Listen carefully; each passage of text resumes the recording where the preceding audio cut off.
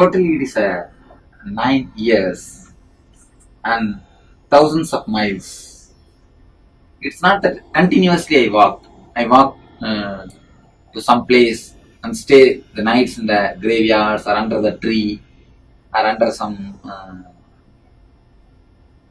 near the forest. Then again, next day, I get up and get ready and again walk. It's like a wandering in search of an enlightened master to get a right spiritual guide, to get a right spiritual master. I was searching from practically from village to village, where if I hear about anybody as an enlightened master or a spiritual person, I try to go near and live with him. So try to learn something from him. Just like that, this such continued years together, and it's a beautiful life. In a way, now when I look back, people think that it's a very hard thing, but it's not a hard life. It was more like a joy. It was more adventurous, walking without bothering about the tomorrow or not knowing from where I will get the next meal and touching no money and just living with the nature. That has got its own joy or ecstasy in it. And I think, and that's where you can imagine different wisdom. That's a beautiful saying by a Western philosopher: "The man who travels more knows more." Yes. So, and that's the only way you get to know more. But again, you got enlightened after that trip. Yes, after that trip, it is the intense tapas. Finally, the final experience or the ultimate consciousness happened. Flowering of consciousness happened in January 2000. It is after the wandering, the enlightenment happened. Of course, after the enlightenment, I stayed in one place for more than 9 months to settle inside the body, to settle from that experience. Very nice. And then, again, for a person, in the book it says that you were born at 12:32, January 1st, 1978. And again, the mind that you have given us and the teachings that I heard so many people talk about. What we will do at the top of the hour, we will take a break at 3 o'clock. I have about a minute left on that. Welcome back. It's right about 3:05 on this Saturday, 50 a.m. presentation of Asian Media Worldwide. My name is Vishnu, and this is the second hour of the Vishnu Show for this Thursday, March 11th. And again, it is indeed an honor to have Swamiji here with me. Again, in the studio, I have Swami Nityanand Sri Nityananda Swamiji. And it's an honor to have you here again. And before the break, we talk about the meditation and healing through meditation. Before we go into that, I want to know about people say that things happen to you in this lifetime because of things that happened in the past lifetime. Do we have any control over our destiny? Sure. Our present is present because of our past decisions. Our present is nothing but the totality of all our past decisions. So when our present is the totality of the past decisions, why not our future be totality of the decisions which we are going to make now? The future is going to be the totality of the decisions which we make now. So every moment we consciously choose everything. The choices which we make in the outer world and in the inner world only is going to make our destiny. Very clearly, destiny is simply in our hand. The old idea, destiny, we are in the destiny's hand, no more exists or holds good. The clear experience, not only of me, so many spiritual masters says, destiny is in our hand. You can see even logically. Our present moment is the totality of the past decisions. So naturally our future moments are going to be the totality of the present decisions. Right. Present decisions can lead destiny. Present decisions can change, alter, transform the past. So you control it. Yes. Okay, Swamiji. I know that a lot of people, are looking at their life today, and a lot of it, I know a lot of people go into the meditation part of it, but some people, there's so many different types of meditation that you hear about. Okay, I know that you're very big with meditation. Can you let our listeners know the meditation that you do? I can speak small. I can give a small introduction about the meditation. There is a universal energy which moves the sun, moon, planet Earth, the whole world, and there is an individual energy which moves our body. Making connection, a relationship with the universal energy is what I call meditation. Individual energy, when it relates or when it connects itself with the universal energy, it gets totally regenerated. It gets a new dimension. It goes to the new space. It tastes the new bliss. The technique to relate with the universal consciousness, only what I call meditation technique. There are thousands of meditation technique, hundreds of methods. So you can try with any one technique. It is not that one technique is good or one technique is bad. For some people, some technique clicks. For some people, some other technique works.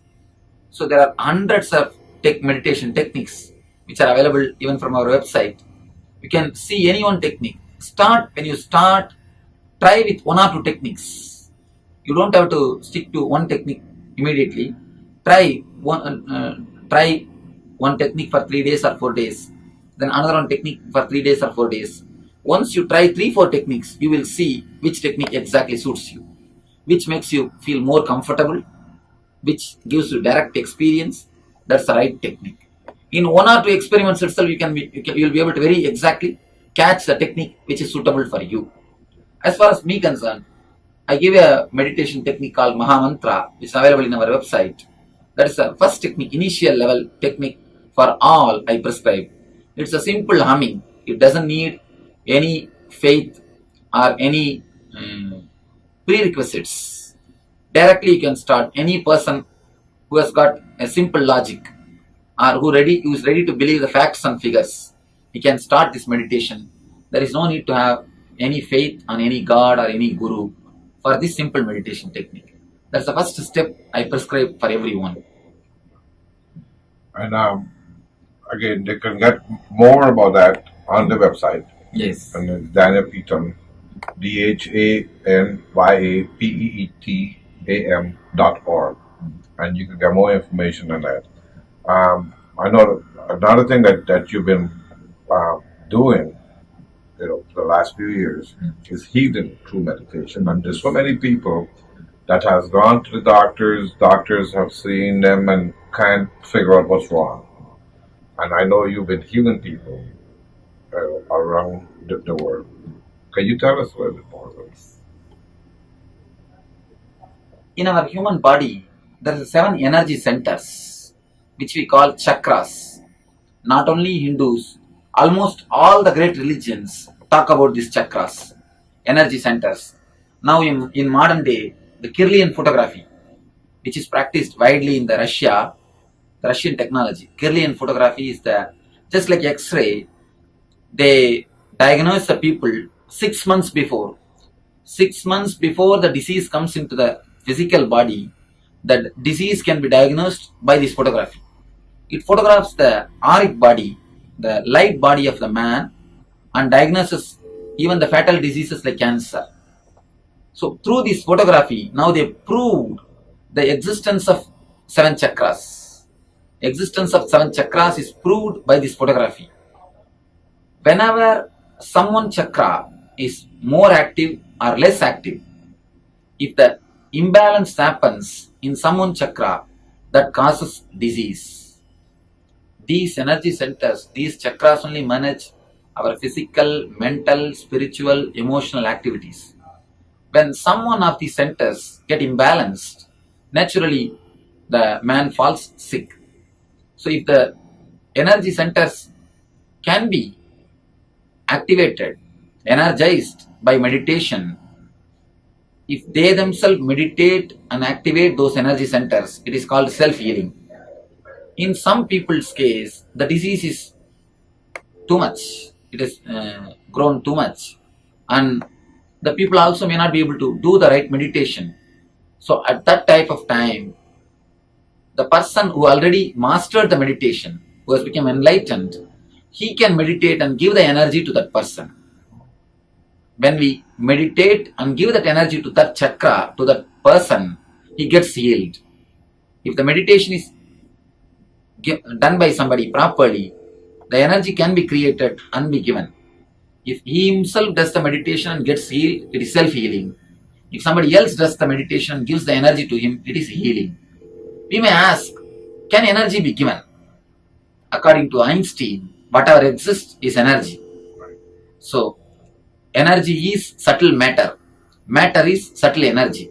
When matter can be given, when I can give this kerchief, when I can give something, some audio cassette to you, why not energy? So when matter can be given, energy can also be given. A right method and right technique is the only thing necessity for energy to be given. It is not that I only heal. I tried by divine grace to make this healing as a system, scientific system, because in ancient days it was practiced as a system. It's an inner science. I always tell the people, just like an outer science is a science.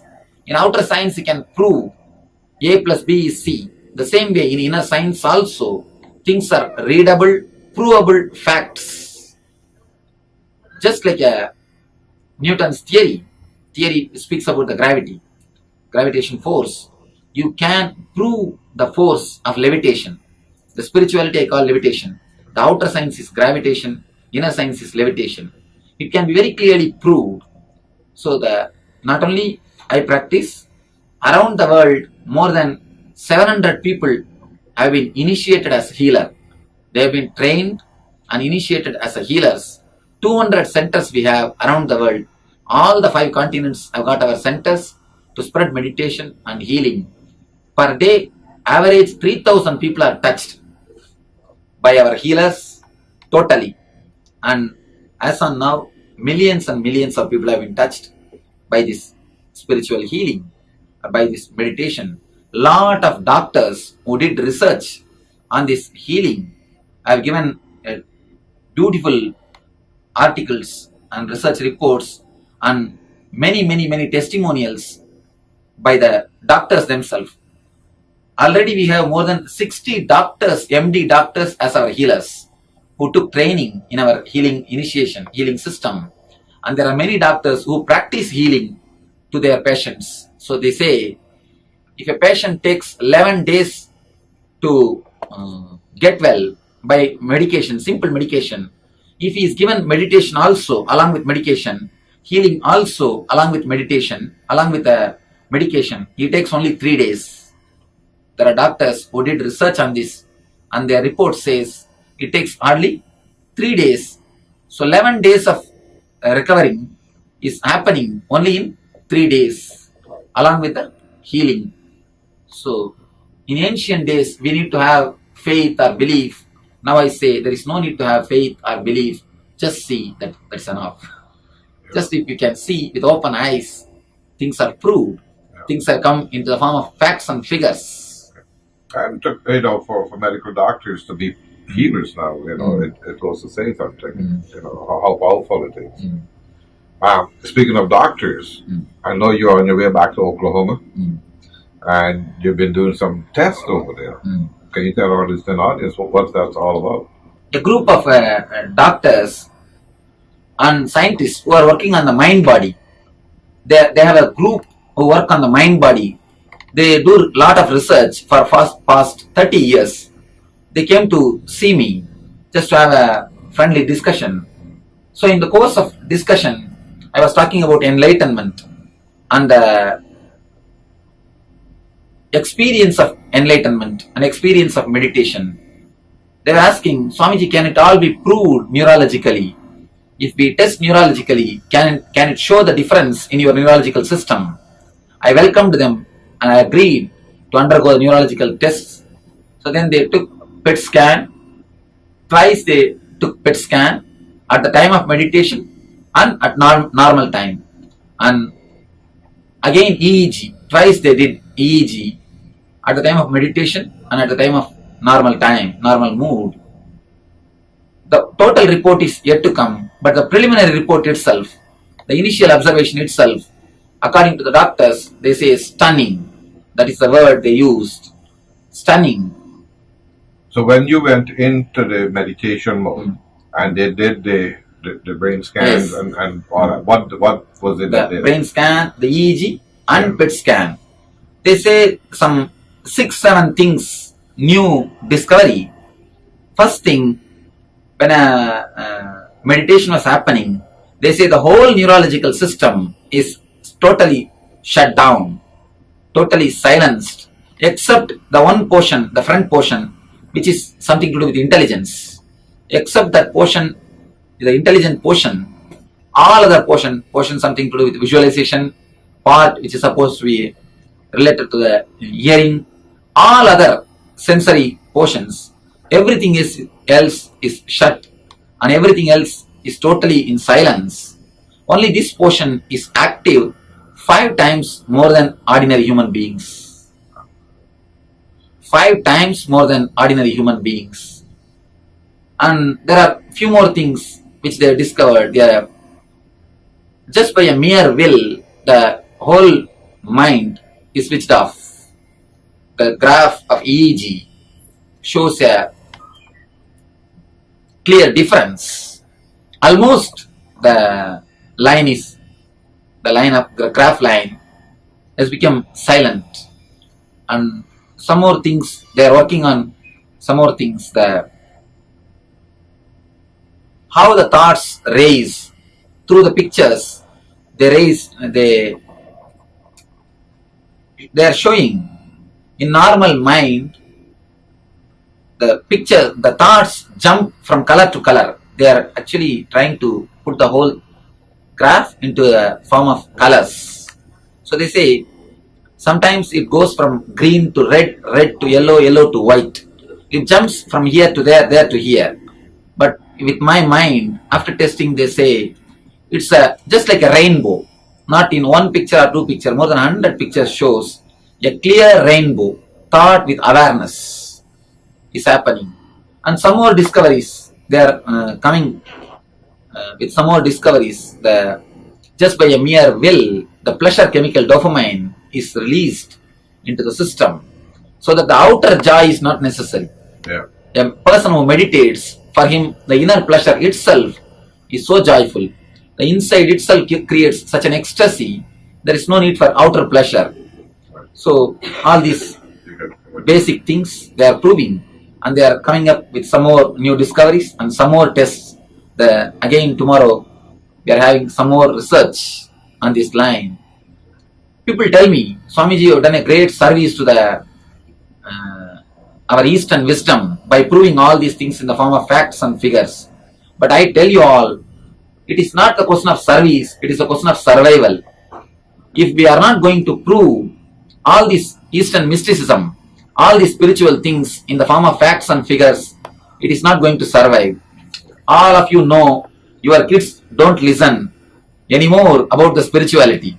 If you try to tell your kids about spirituality or about our religion, whether Hindu or Muslim or Christian, when you try to tell about our religion to the kids, they are not ready to listen. They say, Mom, you do, Dad, you go, don't call me. Yeah. So, if they are not proved, if they are not given enough of proof, our great ancient masters, our rishis, our sages, our saints, they are all not fools. The lifestyle or the way of living which is created by them has got a solid truth in it, has got a solid proof for everything. So, unless we prove all these things, our kids are not going to listen to the great teachings or great lifestyle of Eastern mystics, as the rishis. So, it is not a question of service, it is a question of survival. We have to prove to the whole world the power of meditation or the power of spirituality. Unless it is proved, it will die. So, we are here to prove it. And I'm sure everyone out there appreciates you doing that, so that it could live on. And it will be living on for generations to come because this has been around for thousands of years. Sure. And the way of the computer age, everything has to be proved. Yes. Yeah. Unless it is brought in the form of facts, people are not going to listen. Right. The doubt is going to be the language of the future. Yeah. Believe me or have faith, all these words have become outdated. Yeah. We cannot spread anything in the future using the words have faith in me, have belief in me. These words are not going to work. Right. See is the only word which is going to work. Yeah. The future language is going to be seeing, not believing. Right. So it has to be brought in the form of facts and figures. So, Swamiji, again, we want to let everyone go on to the website and get more information about this. And again, it's DHYANAPEETAM.org, or you could go on to swamisworld.com. And I know, Swami, you not only go to Oklahoma, but you're going on to other places also. I know you're going to be in New York and New Jersey. And you're going to be there from the 16th, 17th, 18th, and 19th doing discourses. And then you're going to be doing the ASP, and that was the Ananda Purana program. And that's going to be on the 20th and the 21st. And then you're going to have the healing on the 22nd. Of March. And then on the 23rd, 24th, 25th, and 26th, you're going to be in Columbus, Ohio. Yes. And then you're going to do the ASP on the 27th, 28th, and then on the 29th. Okay. So, Swamiji, and we know you have a very, very, very busy. I have about 35 seconds left. Yes. I do really appreciate you taking the time. I know your schedule is so tight. And our listeners out there do appreciate you coming on. Thank you. And sharing your wisdom. Yes, thank you. And we wish you all the best with the testing that's going on. Thank you. And we know it's going to be a breakthrough Yes. for generations to come. Yes, thank you. Okay. So let you all have the meditation and have eternal bliss, Nitya Ananda. Thank you. Thank you again, Swami.